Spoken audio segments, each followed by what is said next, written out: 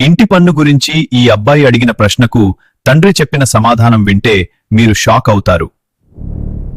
నాన్న, ఒక చిన్న డౌట్ ఉంది, అడగనా? అడగరా. మనం కరెంటు వాడితే కరెంట్ బిల్లు కడతాం, నీళ్లు వాడితే వాటర్ బిల్లు కూడా కడతాం. ఇల్లు మనదే కదా నాన్న, అయితే ఇంటి పన్ను ఎందుకు కడుతున్నాం? గవర్నమెంట్ పన్నులు ఎందుకు తీసుకుంటుంది అంటే ఆ డబ్బుతో మనకు అవసరమైన పబ్లిక్ సర్వీసులు నడపడానికి, రోడ్లు వేయడం, పాడైతే మళ్ళీ సరిచేయడం, డ్రైనేజీలు క్లీనింగ్ సిస్టమ్ చూసుకోవడం, స్ట్రీట్ లైట్స్ వెలిగేలా చేయడం, మనకు నీళ్లు సరఫరా చేయడం, పబ్లిక్ హాస్పిటల్స్, స్కూల్స్ నడపడం, పోలీస్ సెక్యూరిటీ ఏర్పాటు చేయడం, ప్రభుత్వ ఉద్యోగుల జీతాలు ఇవ్వడం. ఇవి ఒక్క మనిషి చేసేది కాదు. అందుకే అందరం పన్ను కడతాం.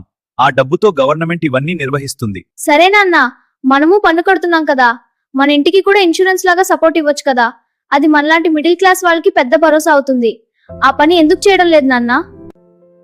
మనం ఎన్నుకునే నాయకులు సరైన వాళ్ళైతేనే ప్రజల అవసరాలు గుర్తిస్తారు.